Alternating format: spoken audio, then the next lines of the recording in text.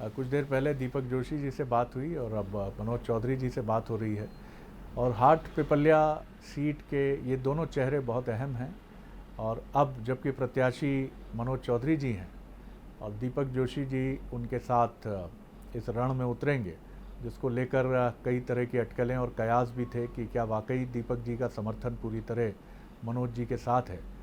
ये सब बातें अपनी जगह हैं, राजनीति है तो ये बातें भी चलेंगी और मीडिया का विश्लेषण भी चलेगा। बहरहाल पहले मैं मनोज जी का बहुत बहुत स्वागत करता हूं और उनको शुभकामनाएं देता हूं उनके आगामी चुनाव के लिए भी और उनकी आगामी राजनीतिक यात्रा के लिए भी।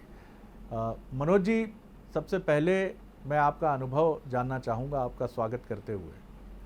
किस तरह से ये परिवर्तन एक बड़े राजनीतिक घटनाक्रम के आप भी साक्षी रहे और कारण भी बने। आप उन 22 लोगों में शामिल हैं जिनकी वजह से मध्य प्रदेश में कांग्रेस की सरकार गिरी और भारतीय जनता पार्टी को, बीजेपी को सरकार बनाने का मौका मिला और अब आप भी बीजेपी का हिस्सा हैं। इस पूरे परिवर्तन को आत्मसात करना, अपनाना आसान नहीं होता है, लेकिन ये चुनौती जीवन हमेशा हमारे सामने रखता है कि आप इस चुनौती को स्वीकारें और आगे बढ़ें। आपने भी ये चुनौती स्वीकारी है, कांग्रेस छोड़कर आप बीजेपी में आए हैं। किस तरह से इस परिवर्तन को आपने अपनाया है और अब तक किस तरह के अनुभव आपके रहे हैं, ये ज़रूर हम जानना चाहेंगे जी।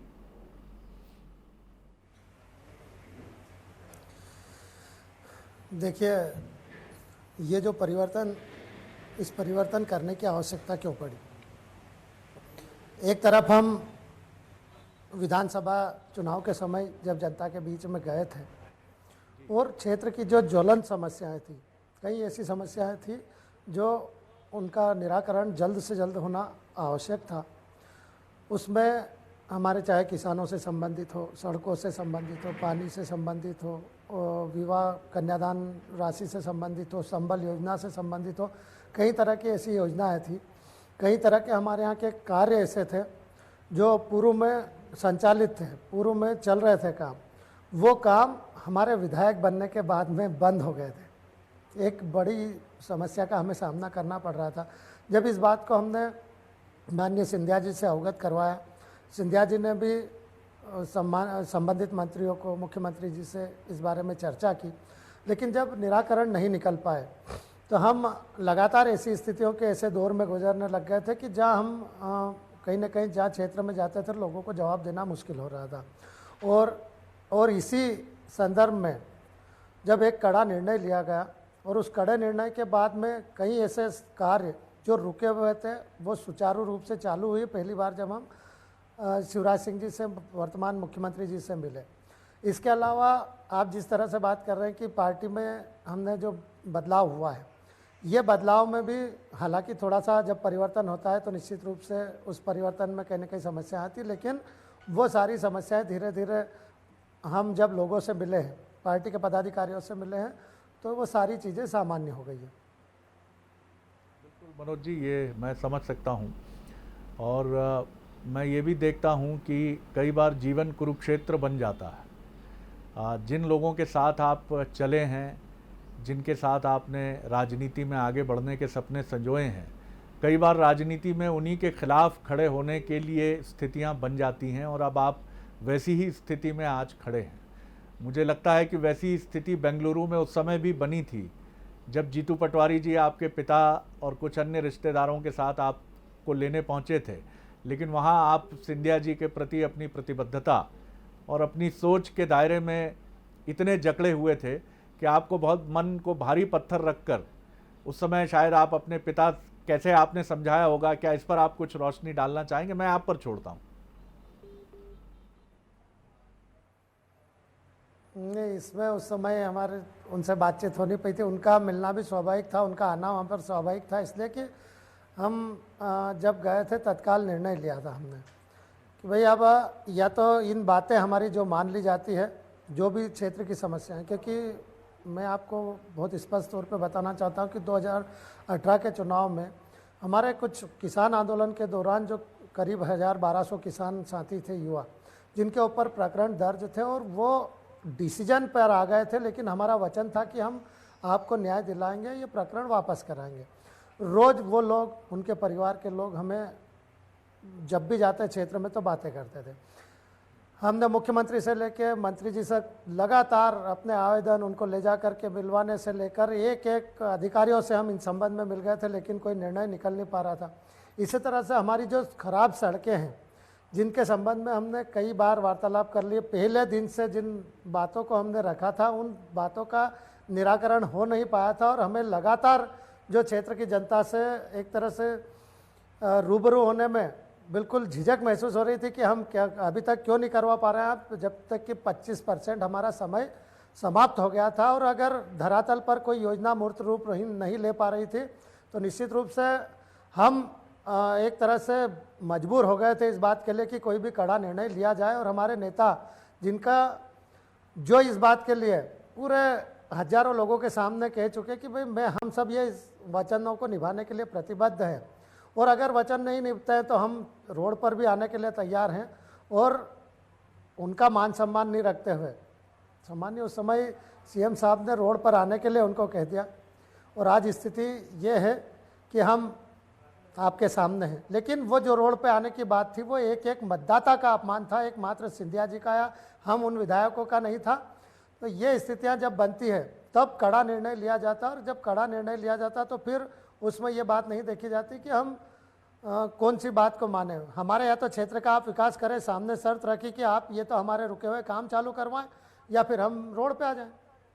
ये स्वाभाविक सी बात थी और ये जनता की लड़ाई हमें लड़ना थी क्योंकि जनता ने विश्वास किया था हम पर और उस विश्वास पर हम कहीं भी खरे नहीं उतर पा रहे थे। ये बड़ी वजह रही जिसकी वजह से आपका कहना है कि आपने परिवर्तन किया और मन बनाया और एक कड़ा फैसला लिया। ये बताइए कि दीपक जोशी जी अभी कुछ देर पहले जब हमारी उनसे बात हो रही थी तो उनका कहना था कि मंडल स्तर की बैठकें वो कर चुके हैं आपके साथ और दोनों ही, चाहे वो आपके समर्थक हों या दीपक जोशी जी के समर्थक हों, आप सब बीजेपी के समर्थक हैं और आप सबका आपस में मिलना जुलना भी बहुत अच्छे तरीके से हो गया। तो दीपक जोशी जी के साथ जो आपका तालमेल है वो अब बहुत बेहतर है ऐसा हम माने, क्योंकि पिछले चुनाव में आप दोनों के बीच में अच्छी टक्कर हुई थी। जी, तालमेल तो दीपक जोशी जी सहित जितने भी हमारे वरिष्ठ नेता हैं, वरिष्ठ नेताओं के साथ साथ हमारे जितने कार्यकर्ता हैं, यहाँ तक कि पोलिंग बूथ तक के भी जो कार्यकर्ता हैं, उन सब से तालमेल बिल्कुल अच्छे से बैठ रहा है। और आने वाले समय में एक एक कार्यकर्ता, उनको भी पता है उन सब समस्याओं के बारे में और आज एक मिल करके सबका स्नेह प्यार मुझे मिल रहा है। साथ ही हम एक दूसरे के साथ तालमेल बना करके आगे की कार्य योजना भी बना रहे हैं। जी जी, बीजेपी एक ऐसी पार्टी है जहां रीति नीति और कुछ मूल्यों और प्रतिबद्धताओं की बात बहुत की जाती है। आप बीजेपी में आए हैं तो आपने क्या कुछ बीजेपी का साहित्य पढ़ना आरंभ किया है? पंडित दीनदयाल उपाध्याय को पढ़ना शुरू किया है? क्योंकि उनका एकात्म मानववाद, बीजेपी का जो गवर्नेंस का एक सिद्धांत है, वो पंडित दीनदयाल उपाध्याय जी के काफ़ी इर्द गिर्द घूमता है और पंडित दीनदयाल जी का चिंतन महात्मा गांधी जी के चिंतन के काफ़ी नज़दीक प्रतीत होता है। तो कुछ आपने बीजेपी का साहित्य भी पढ़ना आरंभ किया? जी जी बिल्कुल। और आप जैसे रीति नीति की बात कर रहे हैं या संस्कार की बात कर रहे हैं, तो हम शुरू से ही जो है संस्कारों के साथ ही जीते हैं। और कोई भी राजनीतिक पार्टी, उसकी रीति नीति बिल्कुल शुद्ध होती है। कहीं ना कहीं उनका जो लक्ष्य होता है वो मानव सेवा का लक्ष्य होता है और उस मानव सेवा के लक्ष्य को लेकर के हम सब जो भी काम करेंगे और साथ में जितने भी हमारे जितने महापुरुष इसके रहे हैं, उनने जो हमें मार्गदर्शन दिया है, निश्चित रूप से कहीं ना कहीं हम अगर उन चीज़ों से अछूते हैं तो उनके एक एक हमारा जो उन्हें हमें चाहे किताबों के माध्यम से या अन्य माध्यम से हम उनको आत्मसात करेंगे। आत्मसात करने के बाद अपने आगे का जीवन और सुदृढ़ बनाएंगे। हाट पिपलिया सीट में अब बदली हुई परिस्थितियों में जहां बीजेपी आपके साथ खड़ी रहेगी क्योंकि आप बीजेपी का हिस्सा हैं, लेकिन वही कांग्रेस जो पिछले चुनाव में आपके साथ थी अब वो आपकी मुखालफत करेगी, आपका विरोध करेगी। कितना कुछ आपको लगा है कि परिस्थितियां बदल गई हैं अब, या आपको लगता है कि कांग्रेस कार्यकर्ताओं का एक बड़ा समूह अब आपके साथ बीजेपी में है, तो आप महसूस करते हैं कि बूथ स्तर पर या तमाम ऐसी कोई चुनौतियां आपके सामने नहीं रहेंगी? किस तरह से आप राजनीतिक समीकरणों को देखते हैं हाट पिपलिया के?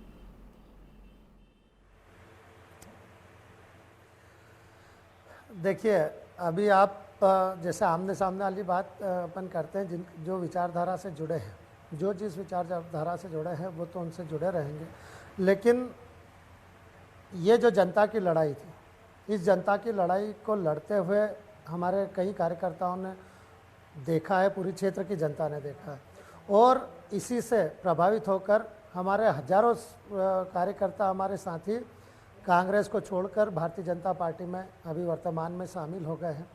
मैं निश्चित रूप से उनको भी विश्वास दिलाता हूं कि उनका भी मान सम्मान, साथ में हमारे भारतीय जनता पार्टी के जो पुराने हमारे जितने भी पोलिंग बूथ तक के कार्यकर्ता, उनका सम्मान बरकरार रखना हमारा दायित्व है और हम इस दायित्व को निभाएंगे निश्चित रूप से। कोई कठिनाई नहीं है। क्या मुद्दे देखते हैं आप हाट पिपलिया सीट में? क्या विकास ही एक बड़ा मुद्दा आप देखते हैं और विकास के मुद्दे पर ही आप इस चुनाव को मान रहे हैं? क्योंकि कांग्रेस का कहना है कि ये विश्वासघात की लड़ाई का मुद्दा वो इस चुनाव में, उपचुनाव में उठाएगी और ये सवाल जनता के बीच लेकर जाएगी कि क्यों एक अच्छी भली चलती सरकार को गिरा दिया गया। इसके जवाब में आप वो दलीलें ज़रूर देंगे जो आप अभी कुछ देर पहले हमें बता रहे थे, लेकिन आपको लगता है कि जनता इन मुद्दों से प्रभावित होगी? निश्चित रूप से प्रभावित होगी, क्योंकि ये एक बहुत मतलब हमारी विधानसभा क्षेत्र के बहुत ज़्यादा ज्वलंत मुद्दे थे और इन ज्वलंत मुद्दों को एक एक जनता यहाँ की उसके दर्द से वाकिफ़ थी, उनके अंदर पीड़ा थी, और इन लड़ाई को लड़ते हुए जब हमने अपना सब कुछ न्यौछावर कर दिया, उसके बाद में मैं आपको बताना चाहता हूँ कि पूर्व में मैंने जैसे किसान आंदोलन के बारे में कहा, सड़कों के बारे में कहा, या पीने के पानी से लेकर सिंचाई से संबंधित दूसरी अन्य बातें जिनके बारे में हमारी बात हुई है, मैं आपको बता देना चाहता हूं कि जब तक हमने इस्तीफा नहीं दिया था तब तक वो धरातल पर मूर्त रूप नहीं ले रही थी, लेकिन इस्तीफा देने के बाद जब पहली बार हम माननीय सिंधिया जी के निर्देशन पर शिवराज सिंह जी से मिलने गए थे, तब उन्होंने सबसे पहले जो हमारी बड़ी बड़ी मांगे हैं उनको मानते हुए उनको मूर्त रूप देना शुरू कर दिया, उनके आदेश जारी कर दिया और अब धरातल पे वो काम शुरू हो गया। मतलब जनता इस बात की गवाह इस क्षेत्र की, तो निश्चित रूप से वो जनता जानती है कि इन लोगों ने हमारी लड़ाई लड़ी है, हमारे लिए अपना सब कुछ न्यौछावर कर दिया, तो आने वाले समय में जब हमें उनकी ज़रूरत पड़ेगी तो हमारी लड़ाई जनता लड़ेगी, इस बात का हमें विश्वास है। चलिए, बहुत धन्यवाद करता हूं मनोज जी, और आपको भावी उपचुनाव के लिए फिर एक बार शुभकामनाएं और आपकी पॉलिटिकल जर्नी के लिए भी आपको बहुत बहुत शुभकामनाएं। ये थे मनोज चौधरी, जो हाल ही में उस धड़े के साथ बीजेपी में शामिल हुए हैं जिसने मध्य प्रदेश में एक बड़े राजनीतिक घटनाक्रम को जन्म दिया, और सिंधिया समर्थकों का ये पूरा जमावड़ा, पूरा बेड़ा अब बीजेपी का हिस्सा है। और मनोज चौधरी देवास ज़िले की हाट पिपलिया सीट से उम्मीदवारी करेंगे बीजेपी कैंडिडेट के तौर पर, और उनका कहना है कहीं कोई द्वंद्व नहीं है, और उनका ये आरोप भी है पिछली कांग्रेस सरकार पर कि काम नहीं होते थे, हम जाते थे तो हमें वापस लौटा दिया जाता था, और हम क्षेत्र की जनता से क्या कहें।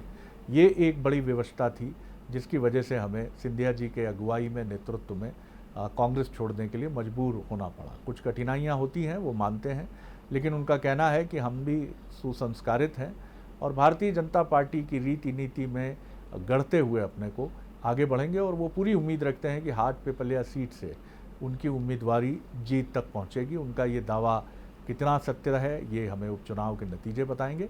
बने रहिए बंसल न्यूज़ पर, और मुझे दीजिए इजाज़त। चर्चा का क्रम हम यहीं समाप्त करते हैं। नमस्कार।